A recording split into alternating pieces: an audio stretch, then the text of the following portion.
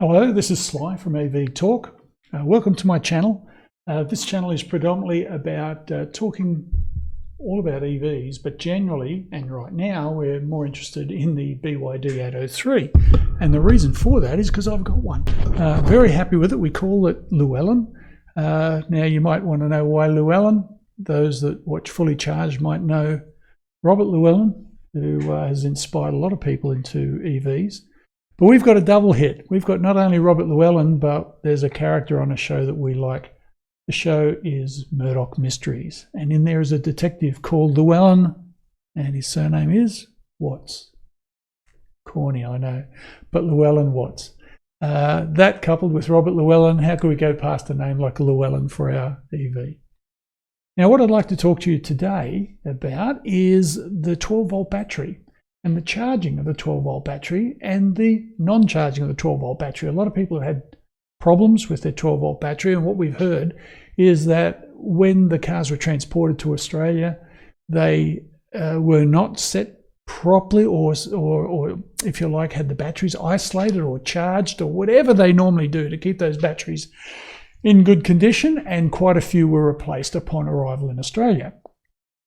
Mine wasn't. Mine was good. So I've had a pretty good time, except for once where, sure enough, I had the dreaded battery problem, and we were packed up, ready to go on a trip. Tried to start the car and we were flat as a tack. So I measured the battery and we were down to 4 volts, which I thought meant it was dead. But when we called BYD roadside service, thanks Marty for arriving as quickly as you did, he measured and tested the battery, in fact, and found that it was okay. It was just flat. Why that happened, I'm not really sure, except I was packing the car the night before. I may have left a door open and a light on. I really don't know. And even with that, I thought there's no chance that that would flatten the battery. However, I've since tested it and it does. So please remember, close your doors and, more importantly, lock the car. Because as you'll see in a minute when I show you some battery graphs, by having the car unlocked, certain things are going on. The computer doesn't stay asleep. It's looking for things like the key and other things, and it's constantly draining the battery. The other thing is, if you've got the battery connected to a charger that is not supplying a charge, we are also finding that the Atto 3 is trying to communicate with that charger to say, give me some charge. And if that charge isn't there, it'll wait, it'll back off, and then it seems to once again request, or at least initiate a dialogue. Exactly what is being said, we don't know. So I'll show you some graphs. Now, this little app that I've got is a Bluetooth connected device. I've got it permanently connected in the car. It drives around everywhere. But the app I've got running in a phone that I keep at home. So it only picks up information when the car comes back and sits in the garage. And frankly, that's when it's important, because if I find that it's flat in the garage, I can do something about it. When I'm out on the road, there's enough charge going on where it's not likely to be a problem. Maybe if I go on a trip. Well, anyway, let's have a look at what we can see on some of these graphs. Now here, I'll just make this a little bit larger so that you can see what's going on here. And this is pretty much the last 24 hours. Now the general trend, as you can see, is downward. But what's happening in the middle here? What are we seeing here? Well, about every hour, and it's not consistent, as you can see. But every hour, a check is happening. Now, I'll give you the status. Where is the car at the moment? The car is in the garage. Let me just talk to you. Right, the car is in the garage. It is not plugged in. I've got a full charge, and it's locked at the moment. Now, that's the perfect status for doing this sort of thing. And as you can see here, about every hour or so, we are doing a check. The car checks what's going on. Now that check is enough to draw the battery right down, as you can see here, to under 12 volts. But when she comes back again, all right, there's a quick charge here, and then it seems to hover around well, let me see. Let's have a look at what we can see. Right, so it's dropped right down there, and it's a bit tight to get to. There, 11.87, then rises rapidly, jiggles around a little bit, but pretty much sits at around 12.3. But as we go along here, that flat section is now 12.2, 12.2, 12.2, 12.2, 12.19, 12.19. Now it seems to stabilize around 12.2, but I'll show you what's been happening in the recent days. Now notice from here, it's dropped all the way down from, well, as you'll see, the previous day, it was higher. It tends to drop down, down, down, and then it seems to stabilize at around 12.2. Now look, if it just did that, I wouldn't be worried. The reason being I wouldn't be worried is because the battery, our car, the Atto 3, does not need a crank. It doesn't need to do what a normal car battery in an ICE vehicle has to do, which is a big surge of current. This just has to essentially start a computer and switch some contactors. Now the contactors have to switch before the traction battery can kick in. I don't know though if the contactors have to switch in order for this battery to start charging. The little battery has to start charging off the traction battery. That part I don't know. But I do know that contactors have to enable the traction battery. So that's true even if just the car is being started, or if you've got the car connected to a charger. If the car's connected to a charger, it will also start charging the 12-volt battery. Bottom line is you need that 12-volt battery to initiate any of those actions. And if you don't have it, the car sits there dead. Very important to keep this battery in good health. So let's go back a couple of days and see what we can see. Now notice the date here. This is today's date, 4th of February 2023. That's up here. Where am I? Over here. Okay, so I've got to remember where I'm pointing my mouse. I've got to go to the original screen so that you can see what I'm talking about. So I'm going to click on this little thing here, and we're going to go back. Now, there are some wild things going on here. Don't be worried about what you see here. What this really means is that the car was started, a big drain on the battery, and then we left the garage, and it simply joined the dots when we came back. Okay, so that was yesterday afternoon. And from that point on, and I'm not sure if I can touch it here and initiate, no. Oh yeah, I can initiate the marker. Well, that's pretty good. Can I drag? I can. So you can see it started at 12.5-ish roughly. And then every time it did the check, it came back. And then slowly but surely over time, it comes back a little bit lower, little by little. And the next day, which is today, as you saw before,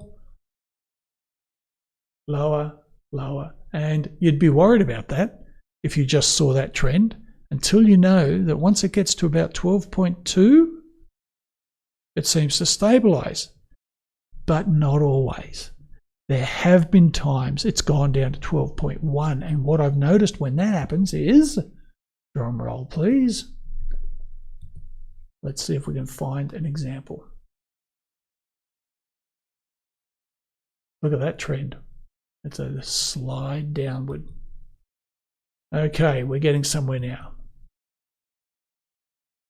Right, this is one of those. Look at this. This is just after 3 o'clock in the morning. And I can guarantee you I wasn't driving anywhere at that stage. But where were we? Well, I think you can see on the graph behind me that we started around 12.1 volts. It sat there for a little while. You can see there was a couple of cycles where it started at or stayed at 12.1 volts, and then it did its magic thing. It did its internal self-charging, a la Toyota self-charging.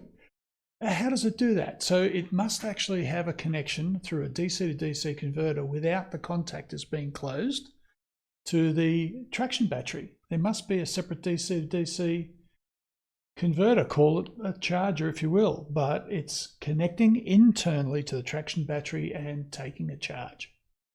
And it does it for an hour. And then after an hour, we start the normal decline.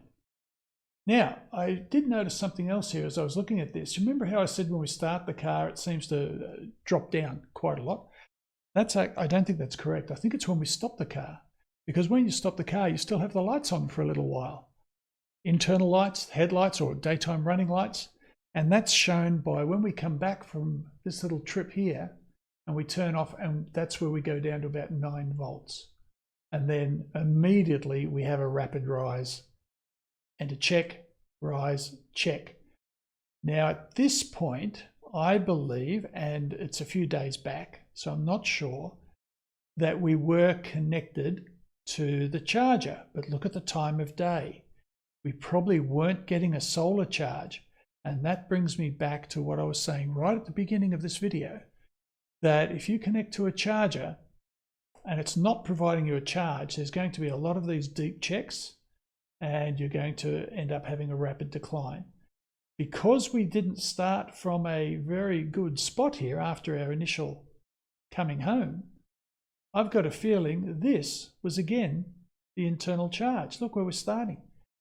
Back at 12.19, and we've had 2 cycles under 12.2 volts. Is that the metric that it looks for? I don't know. But that, if you look at that compared to this one over here, that I know was an internal charge, that looks identical. Even the slight rise at the top. So I would say a low voltage for a couple of cycles kicks off that internal charge.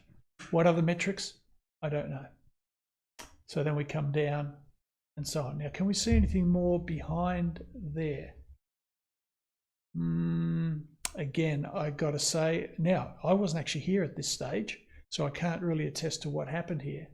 There's a really big cycle that went here, and again down to 9 volts. To me, that's scary, but if it's momentary, who cares? Doesn't matter. And again, it brings itself up. It had a mini boost. Starts up here at what? 12.4, and there's your decline.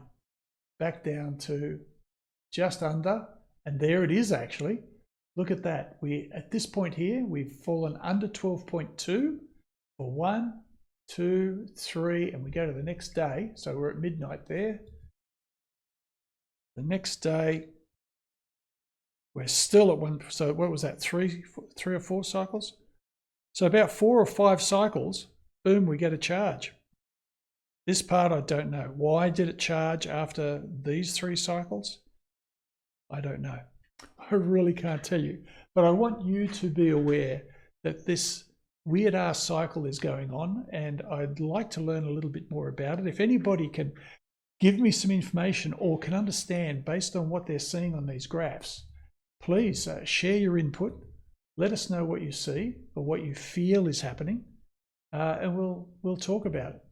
But one thing's for certain, on a day when you're not touching the thing at all, let's go back one here, when you're not touching the car at all, this is what you'll see, a steady decline.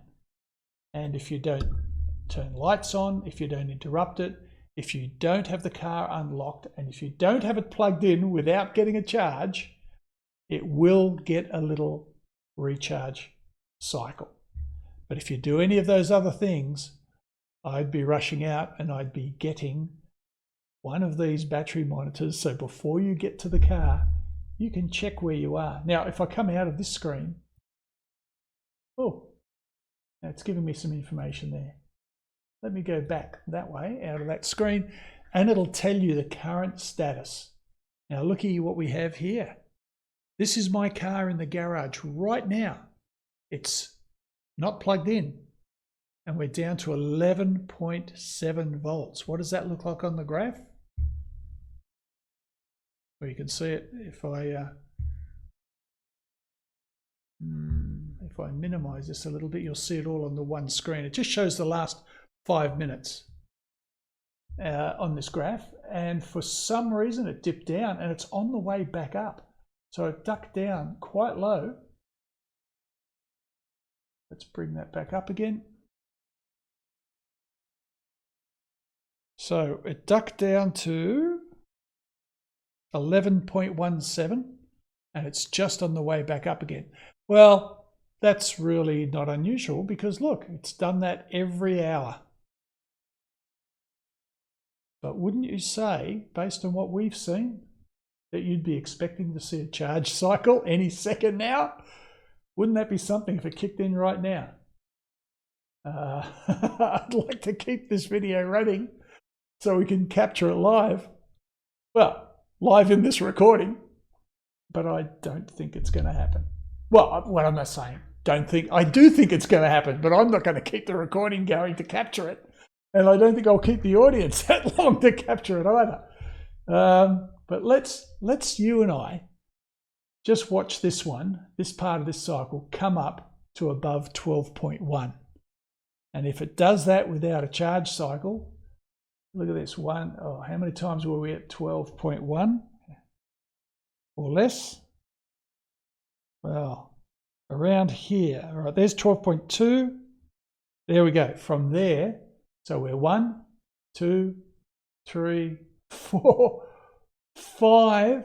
This will be the 6th cycle at under 12.2. Again, what are the criteria for this to go into a charge cycle? It seems to sometimes do it after a few cycles. Oh gosh, I don't know. I think now's the time to give up. So please, if any of you have any insight to this, let us know. In the meantime, this is Sly, and I'm going to sign off from EV Talk. And I've got to say, this has been interesting. It's been fun. I'm a member of the Whirlpool Forum. My name on there is Sly. What am I on there? Sly Fred, I think. I can't even remember now. Yeah, Sly Fred. On the Whirlpool Forums, that's an Australian forum group. Contribute. Get in there, have a chat. Say hi if you can. And let's see if we can figure this out together. So this is Sly signing off from EV Talk. Stop. You can't go yet. I'm sorry to have to do this to you, but I know you're really going to want to see this. Look here. Look behind me.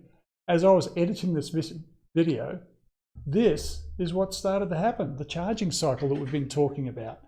Now, how many cycles did it take before that happened? Was it that classic 3 or 4? Well, remember, we had an awful lot of little cycles. Let's have a look at them. Let's go back and let me come out of that picture. And let's have a look at these at the end. Now, I thought we had too many of those little cycles. I thought, oh, this is confusing. Earlier on, we only saw 3 or 4, and now we're seeing all of these. But no, that's not the case at all, because in each one of these, we have a small moment just hitting 12.2 volts. And I think we've nailed this now. I think we've got it sorted. If any of these cycles does not hit 12.2, even for a moment, then it's counted. And if I believe what's happening is if you get a certain number of those in a row without hitting 12.2, then you go into a charging cycle. Let's see for sure what we can see. Let's get our little marker up here. And what have we got? Over here, there's 12.2. Do we have any following that? No, and we are on the way down. So there's our 12. Where were we? This one. There's our 12.2. Prior to that, we also have a 12.2. There it is there, and so on and so on. We're generally up higher here. So there's our last one. How many cycles? 1, 2, 3, 4, and during the 5th cycle, when we go into the new day, there we have it. We found our magic marker. And I think Toyota has got nothing on BYD because we don't need petrol to do our self-charging. We just use magic and we charge ourselves, one battery from another. And there is the typical charging slope that we see, and we're about 1 graticule apart. So that makes it about an hour's charge. exactly what we were seeing earlier. And there's the little bounce at the end. So there we have it. We've proved it. We've nailed it. We've sussed it out. 5 cycles without hitting 12.2, and we go to a charge cycle to bring the voltage up to 13.8 volts before we then drift back down again. So there's the safety there. Why are we getting some people with flat batteries? Why did mine go flat? It's because I'd left something open. It's not a strong enough cycle to recover from things like that. You have to be mindful of that. I strongly recommend, as I said in the previous video, get yourself a battery monitor. But there we go, we've nailed it. This is Sly signing off from EV Talk. Give me your comments, tell me what you think, and let's EV talk about it. Bye now.